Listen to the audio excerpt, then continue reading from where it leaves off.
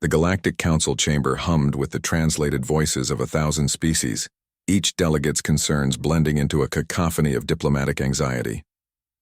Melissa Chen stood at the edge of the observation deck, her human eyes scanning the holographic star map that dominated the center of the vast room.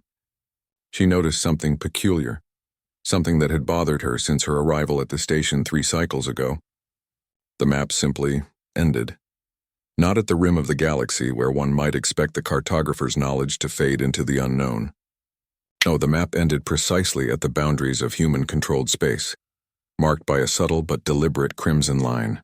Beyond that border, the hologram displayed nothing but empty void, despite billions of stars that surely existed there. "Fascinating, isn't it?" a voice said beside her. Melissa turned to find Liam O'Connor, her fellow human diplomat.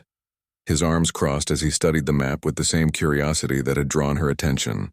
His Irish accent carried a hint of amusement that seemed perpetually out of place in the sterile council chambers. "You've noticed it too," Melissa said. It wasn't a question. "Hard not to," Liam replied, gesturing toward the map. "I've been going through the archives. Every galactic survey, every trade route database, every navigational chart used by the Council, they all stop right there. At us. A Valorian delegate, its crystalline form refracting the chamber's light into rainbow patterns, drifted past them. Melissa caught the way its sensory organs deliberately avoided looking at the human section of the map, as if even acknowledging it might invite catastrophe. "I asked Ambassador Theknor about it yesterday," Melissa whispered. "A simple question about resource surveys in the outer territories." He actually flinched, Liam. A Korthian war master who commanded fleets in the Crimson Nebula conflict. Flinched. Liam's expression darkened. "The archivists have been even more interesting. I requested historical data on first contact protocols with humanity. 3 different archivists told me the records were undergoing maintenance. All 3 looked terrified." They stood in silence for a moment, watching as the Council debated trade sanctions against a minor stellar nation that had violated some obscure treaty. The usual business of galactic governance continued, but Melissa couldn't shake the feeling that beneath the bureaucratic surface, something darker lurked. "There are whispers," Liam said quietly, "in the diplomatic lounges when they think we're not listening.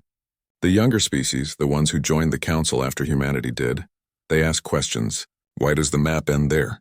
What happened before humans arrived? The older species shut them down immediately." Melissa pulled out her personal data pad, calling up files she'd been compiling. "I've been cross-referencing Council records with our own databases. Liam, there are gaps, huge gaps. The official story says humanity was discovered by a Valorian scout ship 200 years ago, and we joined the Council peacefully 50 years later. But our own historical records, the ones from Earth, Mars, the colonies, they tell a different story." "What story?" Liam leaned closer, his voice barely audible. "We made first contact with someone else, long before the Valorians. The records are fragmented, partially classified even by our own government, but they're there. Project Longreach, the Outer Dark Initiative. Names without context, but all dating to nearly 3 centuries ago." Liam's jaw tightened. "They're afraid of us." "Not just afraid," Melissa corrected. "Absolutely terrified."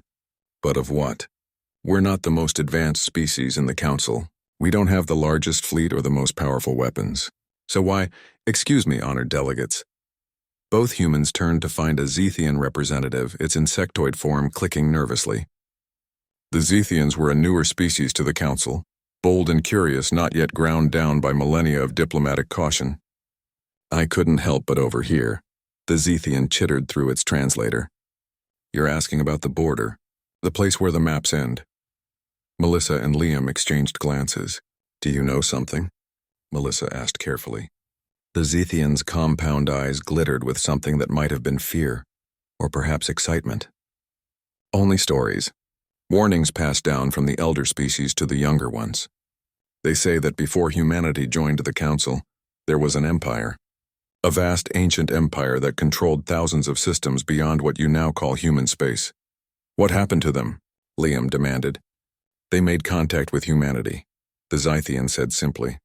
300 years ago they sent their greatest fleet, their finest diplomats, their most powerful weapons. They went to conquer a primitive species that had barely reached its own moon. The Zythian paused, its antennae trembling. None of them ever returned. Not one ship, Not one message, nothing.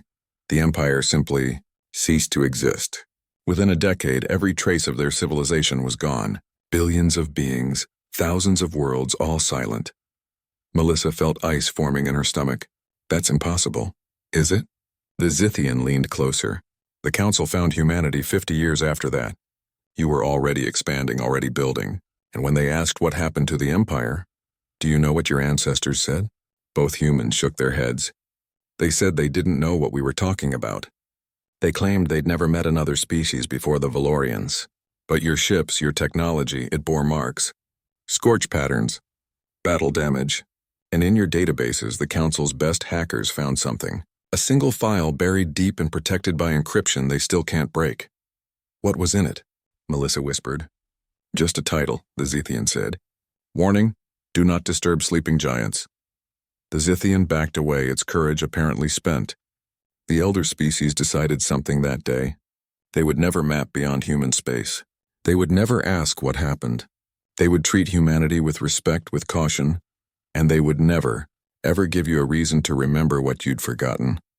As the Zithian disappeared into the crowd, Melissa and Liam stared at the map again. At the Crimson Line. At the empty void beyond human space. We need to find out what really happened, Melissa said. Liam nodded slowly. Or maybe, he said quietly, we need to make sure we never do. In the darkness beyond the map, in the silence of 1,000 empty worlds, something that humanity had once been, or might become again, waited patiently in the spaces between stars. And the galaxy wisely chose not to ask why.